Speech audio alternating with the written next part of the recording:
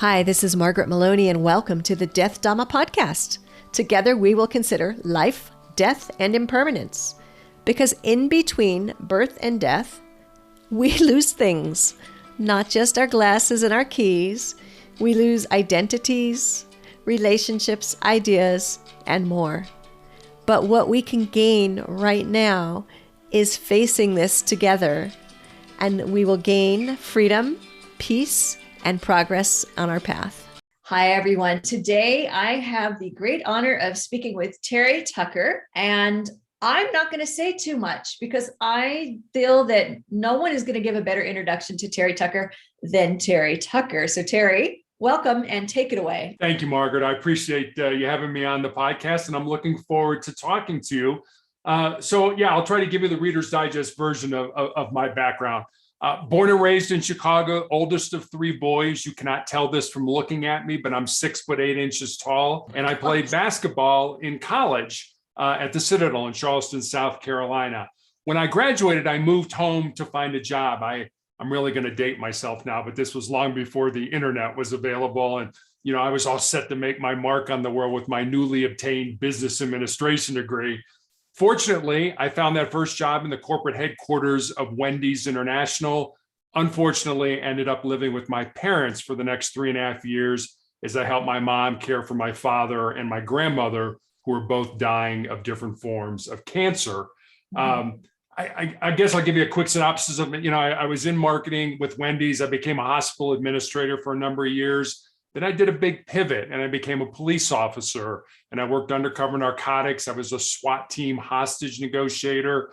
Then I started my own school security consulting business. I've been a girls' high school basketball coach, a motivational speaker. Last year I became an author, but for the last almost 10 years now, I've been battling this very rare form and more than likely deadly form of cancer. And then finally, my wife and I have been married for 28 years. We have one child, a daughter, who's a graduate of the United States Air Force Academy and is an officer in the new branch of the military, the Space Force. I'm so sorry that you're not proud of your daughter. Let me just start with that. Yeah, it's really upsetting. It is. We'll have to stop this conversation right now.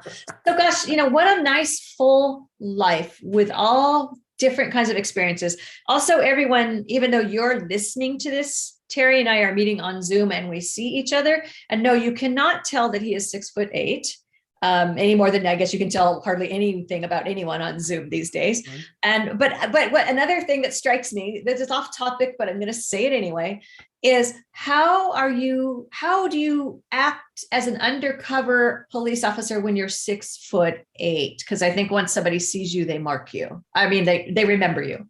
That's a great question. And I get that a lot. And I guess my response to that is that industry, and like it or not, it is an industry, is motivated by greed. And as long as you have money, somebody's going to, you'll find somebody to sell you drugs. And, some of it you got to role play. I remember one time I was working the night shift and one of the day shift people called and said, this was Cincinnati, Ohio. Said, we have these kids that want to come down from Dayton and sell you drugs. Will you buy from them?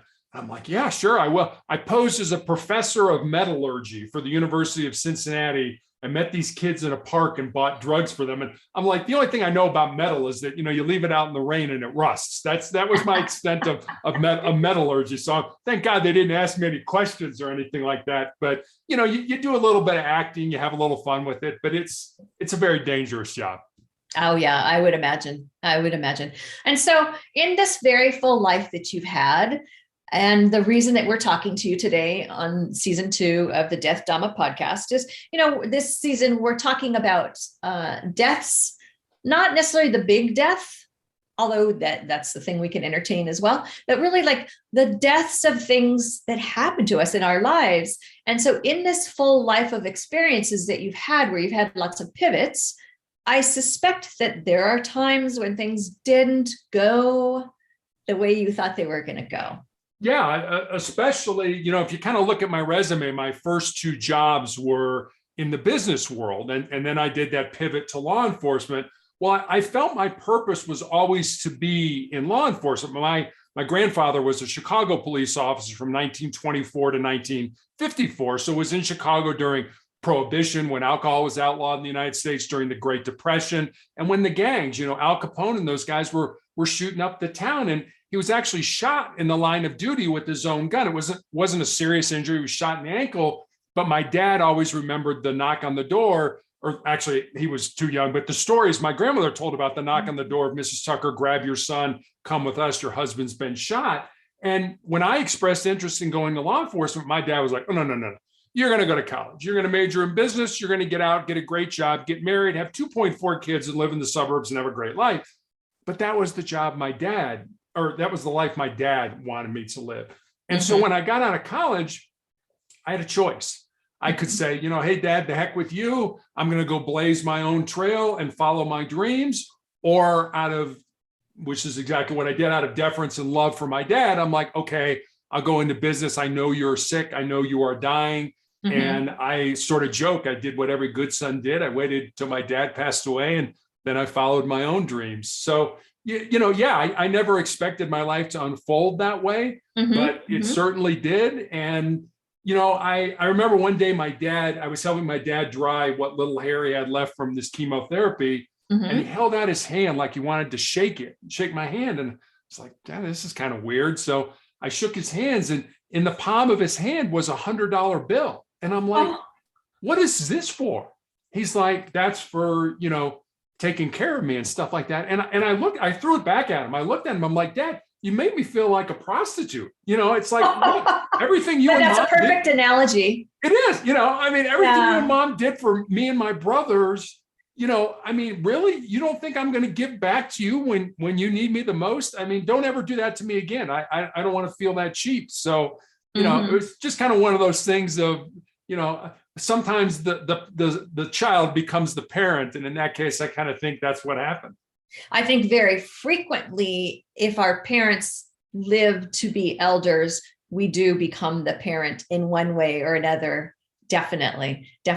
And in that scenario, I'm just envisioning your father coming from a certain generation of perhaps maybe not being overly demonstrative, was trying to find his way, right, to express his gratitude. But to you and I, that wasn't the right way, but at least it was a way, huh? Exactly. It was a way. Yeah. So I guess after your father died, you went into law enforcement, and I don't know how that process went or how long it took for you to make that switch after he passed. Maybe you can tell us about that a little bit. Sure. So I was a 37-year-old rookie policeman, which by most accounts is pretty old to be getting into that line of work. And my wife and I had gotten married, and we were in Santa Barbara, California, and I just happened to see a circular that came from Santa Barbara City College that said, if you take this course, you can apply to be a reserve police officer with any agency within the state. And,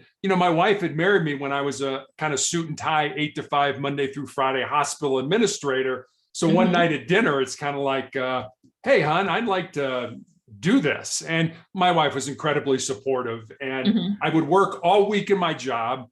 Friday night, I would get off work, put on a uniform, go to roll call, and work all night as a policeman, and come home Saturday morning exhausted. But my wife was like, you had this big grin on your face, and I knew you had found your purpose, So when we moved to Cincinnati after our daughter was born, I was like, I'd like to do this full time. And that's how I got into it.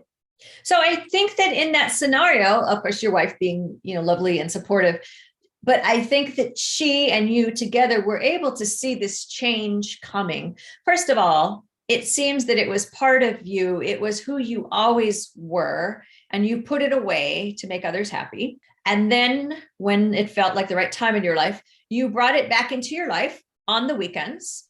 But I would think at that point, when your wife saw your joy at doing this work, I would imagine she began to see that change was coming.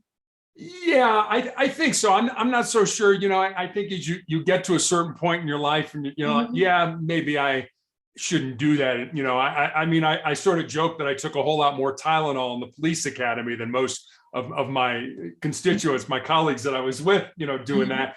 But it was right. It was what I was supposed to do. It was the reason that I feel God put me on the face of this earth. So it was a natural progression for me. But, from a family point of view, it's one thing to go out and do it when the family sits at home and wonders. And it took a little while for my wife to kind of be able to sleep at night, because I worked nights my entire police career, and, she's sleeping and I'm out getting shot at and, doing all kinds of goofy stuff. So she goes through this process and you go through this process together of, here's how one of the ways in which we used to make income together. And now I'm no longer this suit and tie guy. Now I'm this uniform guy. And the level of risk of my job has changed.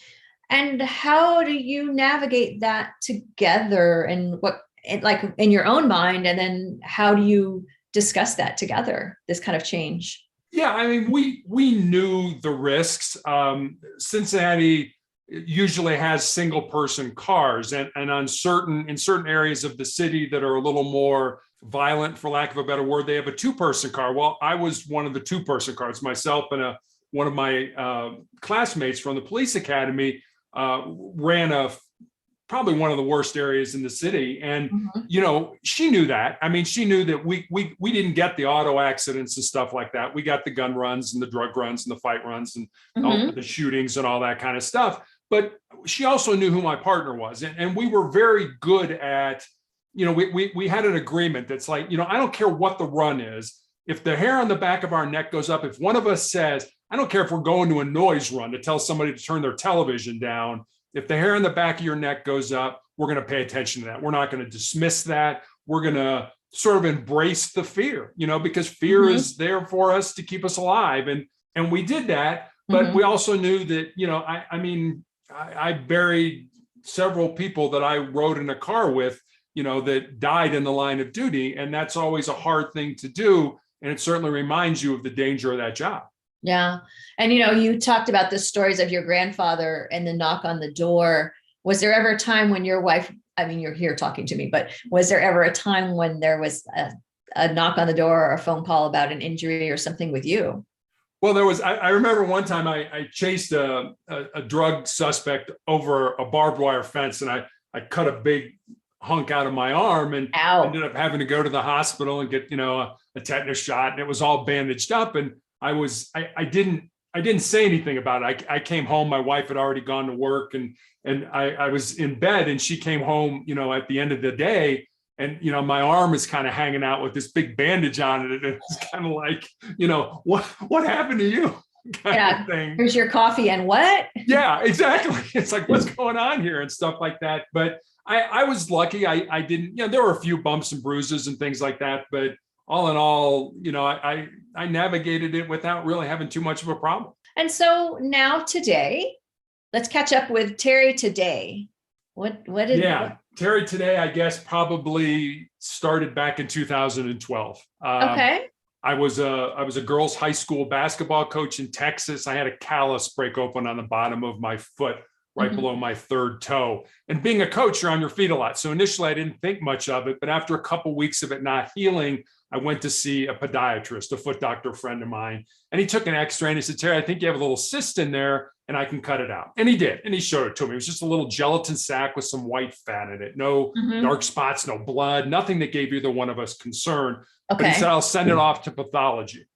2 weeks later, I get a call from him. And as I said, he was a friend. So the more difficulty he was having telling me what was going on, the more frightened I was becoming, until he just kind of laid it out for me. He said, Terry, I've been a doctor for 25 years. I have never seen this form of cancer. You have a rare form of melanoma that appears on the bottom of the feet or the palms of the hands. And I recommend you go to MD Anderson Cancer Center in Houston to be treated. So I did. Okay. And I had the bottom of my foot excised. I had all the lymph nodes in my groin removed. And then when I healed, my oncologist put me on a drug called interferon, as she said, to kind of kick the can down the road. We're just trying to buy you some time until there's more therapies for melanoma. The downside of interferon was that it gave me severe flu-like symptoms for 2 to 3 days every week after each injection. And I took those weekly injections for almost 5 years. So imagine having the flu every week every for week 5 years. and knowing that it's coming. And so not to, put you through something that was difficult again, but there are some things I'd like to talk about there if you don't mind. No, not at So all. I'm thinking with your friend, as your friend's trying to tell you this, that you're getting that intuitive hair on the back of your neck reaction, and how hard for your friend too. I mean, I think that's hard news for a doctor to deliver to anyone, but then it's like, this is my friend. Right. So during this time, were you able to continue your coaching duties? I'm guessing, yeah, I would have guessed no, but I wanted to ask. And if you don't mind, can we talk a little bit about that process of beginning to recognize I'm not going to be coaching now?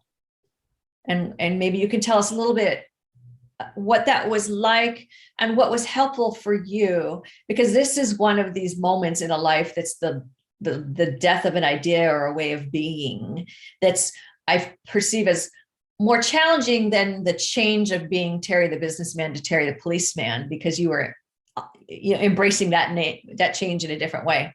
Yeah, it was something that I enjoyed. It was a lot of fun for me. And when I got diagnosed, my wife was actually looking at another job, and we live in Colorado now, and she ended up taking that job. So it was kind of like, well, MD Anderson, probably the best cancer hospital, maybe in the world, certainly probably in the United States. I know somebody would disagree with that, but it was just, all the resources were there, all the research was there, everything was there, and do we move? So it really wasn't so much, yes, I was going to miss the girls, and I actually had a couple of the girls that have moved to, they're women now, that have moved to Colorado, and I see them periodically and communicate with them. So I was really honestly more concerned with, am I going to live? Not so much as am I going to coach again, but am I going to live? Is this terminal? Is this, it's like, it's in my foot. It can't be that big of a deal, right? And I still remember this to the day when I had to go to MD Anderson. I remember sitting in a very sterile exam room, and a nurse came in, and she's like, okay, here's what's going to happen, and here's all the things that we're going to have to do to get you healthy, and blah, blah, blah, blah, blah. And I'm like, okay. And then a nurse practitioner came in and told me the exact same thing. And then the surgeon came in and told me the exact same thing. And the entire time they're telling me about all the things they're going to have to do to try to save my life, I'm sitting on the exam table thinking, why is this paper here? The paper that's on the exam tables, yes, I do. Kind of paper. It's annoying. Why is this here? I'm like, oh my God, I was so not focused, and whether I didn't want to be or whether it was just so overwhelming. I understand why 3 people come in at 3 different times and tell you the same thing, because it's so overwhelming to deal with initially. Like I said, I'm sitting there wondering why this paper, is it sanitary? Does it absorb? I'm thinking all these goofy things, and I'm like, oh my God, Terry, pay attention. This is your life here in front of you. I feel like what you're describing is possibly, I don't know for sure, but it seems like that, I bet you that is a kind of a normal experience, where you're going through, like someone tells you something and you hear them and you cognize it, but then there's so just so you know, as we're talking, I'm sitting here in my desk chair, barefoot and cross-legged, and I'm looking at my foot, and it's like, I don't know what my feet could be harboring right now, and so to go from that, I understand what you're saying, like that you're like, but this was a little thing in my foot. Right. And then you're in this very serious scenario. And I would think that maybe fussing over that paper, which is super annoying, that paper on the, would be maybe self-protectionism. Yeah. Right. Maybe it was. Maybe I don't want to deal with this, so I'll concentrate on the paper and not concentrate on what I should be concentrating on, from their perspective. And it was just very overwhelming. And I think I went through all the emotions of grief, the bargaining with God, I'm mad, I'm depressed, and then I just got to a point where it was like, okay, these are the cards that I've been dealt, not really crazy about them, but I have to play them, and I have to play them to the best of my ability. and I'm going to do that. And that, you know, it was kind of a whole change, a whole pivot of, all right, I don't like this scenario, but I've got to deal with it. And, you know, it's not going away. And so that's kind of when I was like, well, you know what, let's be positive about this and, you know, find the silver lining in all this. Okay. There's a phrase I use, actually, in the spirit of honesty. There's a phrase I overuse, and I'm going to do it now. So apologies to people who listen to me, because here I go again. But there's this phrase that this is how it is. So you got to that, this is how it is moment. Yeah, this is how it is. And I am in no way suggesting that it is an easy place to get to. Just because I overuse the phrase doesn't mean it's easy for me either. Right. But you got to that, this is how it is. What do you think helped? Was it the passing of time, people repeating things to you, prayer, contemplation, family support, any mix of the above? Like, what got you to your, this is how it is? Yes. All of the, I like that. Yes. Yes, Margaret. all of the above. I mean, I talk a lot about, you know, what I call my 3 F's, you know, faith, family, and friends. And I've always had a very deep faith in God. And, you know, I've been asked, you know, we're great as Americans. You know, we never want to take responsibility for our own success and happiness. Whenever, you know, something doesn't go right, we want to find somebody or something to blame, you know. So, you know, people have asked me, you know, well, who do you blame because you got cancer? And I'm like, who do I blame? I don't, well, do you blame God? I'm like, no. I mean, I started. How would I do that? Yeah, you know, I don't think God got up on a Tuesday morning, checked his to-do list and said, Terry Tucker cancer today. I don't think that happened at all. Yeah. But I do feel that God has given me the strength to get through some pretty ugly times, because there were days, to be honest with you, Margaret, during that interferon, those 5 years of interferon treatments, where I prayed to die. I was just like, oh my God, I am so sick of being sick that just please take me out of this. Please, you know, I don't want to do this anymore. I can't do this. And, you know, it's amazing what you can do when you have to, but so, you know, so faith is very important. Family, you know, like I said, it's just my wife and daughter. And when I had my leg amputated in 2020, my oncologist wanted to put me on chemotherapy. And, you know, we were 8 years into this fight, and I looked at him like, is it going to save my life? And he's like, probably not, but, you know, it's going to buy you some more time. And I'm like, I'm not sure I want to do that, given that the outcome is going to be the same, but I'll go home and talk to my family. And so I go home and I start talking to my wife and daughter, and my daughter's immediately, all right, we need a family meeting. I'm like, family meeting? There's 3 of us. You know, it's not like we got a board here or something like that. You know, it's like, so we all sit around the kitchen table and we talk about how we feel about me having chemotherapy. And then my daughter's like, all right, let's take a vote. How many people want dad to have chemotherapy? And my wife and daughter raised their hand. And I'm like, wait a minute, am I getting outvoted here for something I don't want to do? But I remembered back to the police academy when our defensive tactics instructor used to have us bring a photograph of the people we loved the most to class. And we were to look at that photograph while we were learning to defend ourselves, because he reasoned you will fight harder for the people you love than you will fight for yourself. And so I'm like, man, that just crystallized right there with me, you know, and it was like, okay, I'm going to take chemotherapy now. And I'm glad I did, because it allowed me to be on this clinical trial drug now. And then finally, friends. You know, I think you really find out who your friends are when you go through something like this. There were friends that I thought I was very close to that were like, ooh, cancer, nope, can't deal with this, don't want to deal with it, and kind of distance themselves. So it was faith, family, and friends really, I think, have gotten me through to this point so far in this journey. You know, the other day I was speaking with someone, and in a similar vein, I will say what he said is, we don't want to go through these things alone.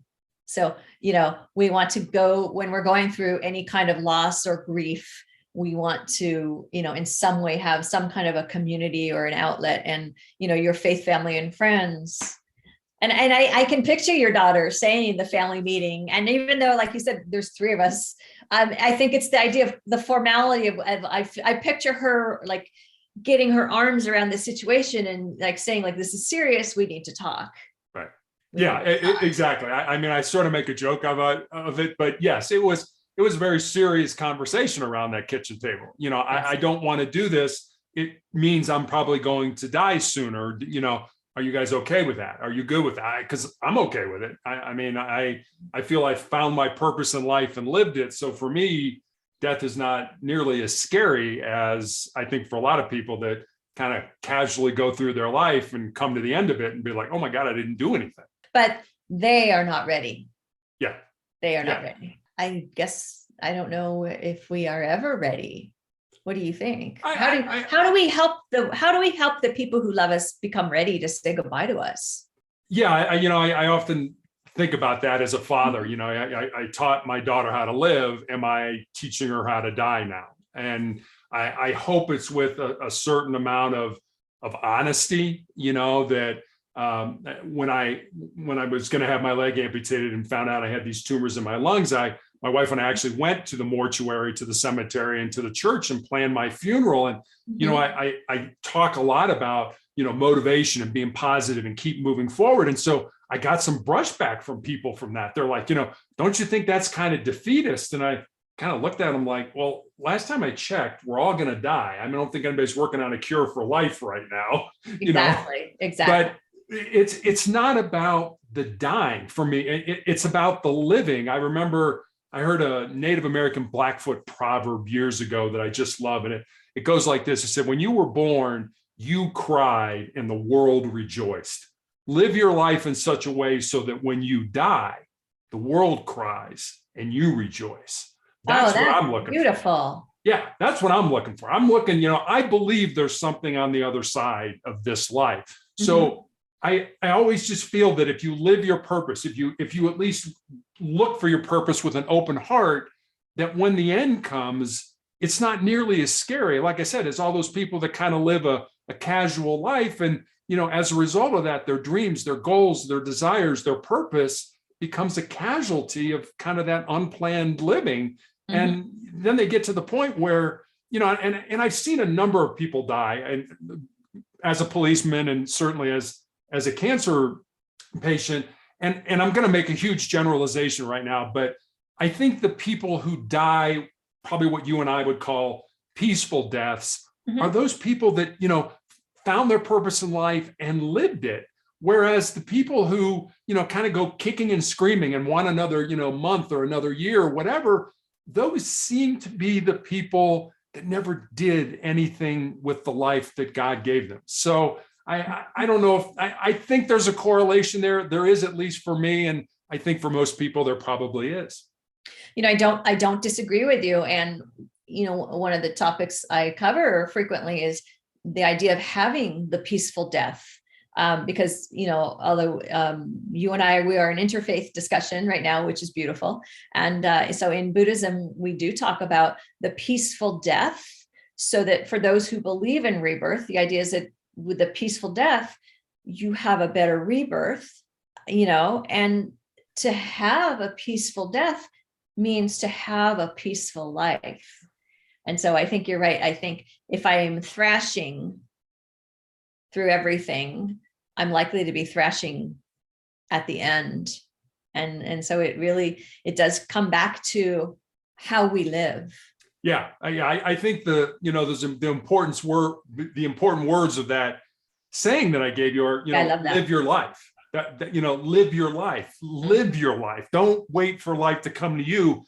Get out there and live it. And you do that, then death is not nearly as frightening as it appears to be to so many people. And, I agree with you with what you're saying about, what you're teaching your daughter. If I may, I will just insert. So what my father, died with lung cancer, and he came from a background in Christianity. I'm the odd one out in the family with my choice. And he very much, because kind of the same thing, people would kind of, ask questions like, are you mad? Or, things like that. And a couple of things that he would say, he's like, well, first of all, we're all going to die, So he would say, and he would joke every once in a while, because when he was having some good times, like through the difficult times, sometimes he'd have a really good day and he'd be like, let's go take a road trip. And in that day, not to be a downer, but he would just every once in a while make a little joke and then say, hey, nobody gets out of this alive. And I feel like it was his reminder, like, I'm having a good day today, but the cancer is still here.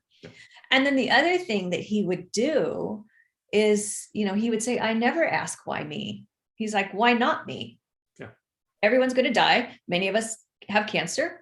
And he was, we use the phrase life coach, but I realized in hindsight, he was being a death coach.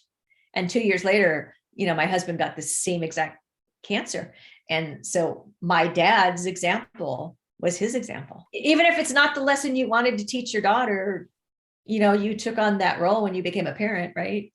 Yeah, exactly. And we all want our lives to have meaning, to have purpose. And I am on this clinical trial drug now that more than likely is not going to save my life. But the way I look at it is maybe it's going to save somebody's life, 5 years from now or 10 years from now with all the data that the doctors are taking from me, from blood work, from scans and things like that. So that to me, there's sort of that, have to or get to, when I go to treatment, do I get to go to treatment or do I have to go to treatment? And for me, it's I get to go to treatment because when I go to treatment, they're gleaning data that may save somebody else's life, as opposed to, I have to go to practice today. I don't want to go to practice, that kind of thing. So for me, it's I get to go to treatment, no matter how ugly it is, no matter, how much I throw up and how lousy I feel, I still kind of remember this isn't about me. This is about something that's bigger than me.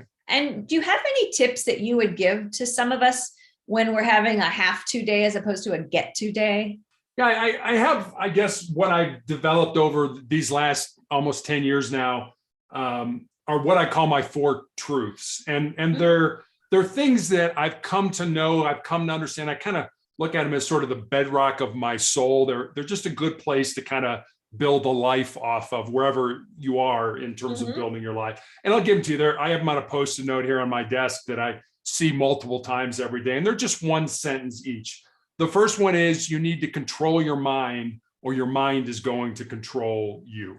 Okay. The second one is we need to embrace the pain and the difficulty that we all experience in life and use that pain and difficulty to make us stronger and more determined individuals. The third one is more of a legacy truth, for lack of a better term. And it's this: what you leave behind is what you weave in the hearts of other people. And then the fourth one is pretty self-explanatory. As long as you don't quit, you can never be defeated. So I use those truths, to make decisions in my life. Like I said, I kind of was thinking about those like, I don't think chemotherapy is something I want to do. Now, obviously, my mind got changed, but, I just think for me, they work. Certainly if they work for your audience, please feel free to use them. And if not, develop your own truths. Terry, not only do they work, they really, in a very nice way, tie in with our four noble truths in Buddhism in a different way, because you may know them. I'll repeat them, which is that in life there is suffering. We suffer because we attach to things or we reject other things. There is a way out of suffering, and the way out of suffering is the Eightfold Noble Path, which I will summarize very quickly as in how you live. And so it just shows that, some of these different beliefs we have that we may have been raised with and taught that they were belonging to a certain group, they belong to all of us. Yeah, they do. Our daughter's godmother is Buddhist. So, it was, and I remember my mom was kind of like, don't you think you should have a Christian? I'm like, why, Mom? We're going to raise her in a Christian household. Why can't she have a Buddhist godmother? There's nothing wrong with that. It's good for, and then the other funny thing is she went to a Jewish high school. So, she kind of got all kinds of different religious backgrounds and things like that, which I think make us more well-rounded individuals. Isn't it? I think it's beautiful. And I think it's things like that make it so easy for you and I to just say, yes, we're going to talk. Yeah. Yeah, exactly. I've never been, when I was in college, I was the president my senior year of the Citadel Religious Council, which was nothing more than all the denominations on campus that, people could understand each other. I don't understand Islam. Teach me about that. I don't understand Catholicism. Teach me about that. And it was and I remember I had I was the president, there was a vice president, and they were elected positions. And I remember one time the vice president came to me and he's like, the next time the Jewish people want to do something, I want you to send them to me and I'm going to tell them why they're wrong in the Bible. I'm like, no, we're not doing that, Phil. That's not what it's about. It's not about being wrong. That wasn't the point. Yeah. You totally missed what we're doing here. So. Show them where they're wrong in the Bible. Yeah. Boy, that's a minefield, right? Because isn't it? Yeah. I think with any of our religious texts, we can use them, I'll say skillfully, or we can weaponize them. And I believe that for any of our religious leaders and prophets, I feel like that wasn't the point. Right. No, it wasn't. The point. It wasn't. It's all about love. It's not about hating each other. Yeah. It's really good that you were there for that. Whew. There could have been a riot on campus. We could have another story of the time when you stopped the riot on campus. Was there anything you wanted to share that we haven't had a chance to cover yet? I guess as we're winding down, I'll leave you with a story. I've always been a big fan of Westerns growing up. My mom and dad used to let me stay up and watch, Gunsmoke and Wild Wild West and Bonanza and all that kind of stuff. 1993, the movie Tombstone came out. You may or may not have seen it. It starred Val Kilmer. Many times. Great movie. Val Kilmer is a man by the name of John Doc Holliday, and Kurt Russell by a man who played a man by the name of Wyatt Earp. Now, Doc Holliday and Wyatt Earp were two living, breathing human beings who walked on the face of the earth. They're not made up characters just for the movie. Now, Doc was called Doc because he was a dentist by trade, but pretty much Doc Holliday was a card shark and a gunslinger. And Wyatt was a lawman his entire life. And these two men from entirely opposite backgrounds formed this very close friendship. And at the end of the movie, Doc is dying at a sanitarium in Glenwood Springs, Colorado, which is about 3 hours from my house. The real Doc Holliday died at that sanitarium, and he's buried in the Glenwood Springs Cemetery. And Wyatt at this point in his life is destitute. He has no money, he has no job, he has no prospects for a job. So every day he comes to play cards with Doc, and the two men pass the time that way. And in this scene at the very end of the movie, they're talking about what they want out of life. And Doc said, I was in love with my cousin when I was younger, but she joined a convent over the affair, but she's all that I ever wanted. And then he kind of looks at Wyatt and he says, what about you, Wyatt? What do you want? And Wyatt says, I just want to lead a normal life. And Doc looks at him and says, there's no normal, there's just life, and get on with living yours. Margaret, you and I know people out there that are just kind of sitting back and be like, when this happens, I'll have a normal life. When that happens, I'll have a successful life. When this happens, I'll have a significant life. I guess what I would say is don't wait. Don't wait for life to come to you. Get out there and find the reason you were put on the face of this earth and live that. Because if you do, I'm going to promise you two things at the end of your life. One, you're going to be a whole lot happier. And two, you're going to have a whole lot more peace in your heart. That is beautiful, Terry. Thank you so much.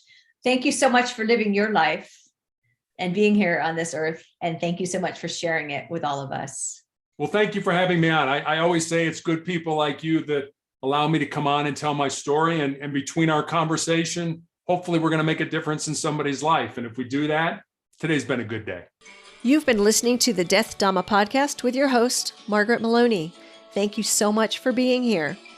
Come find me on margaretmaloney.com, margaretmeloni.com.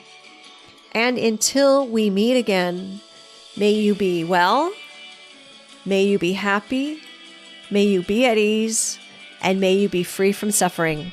Bye for now.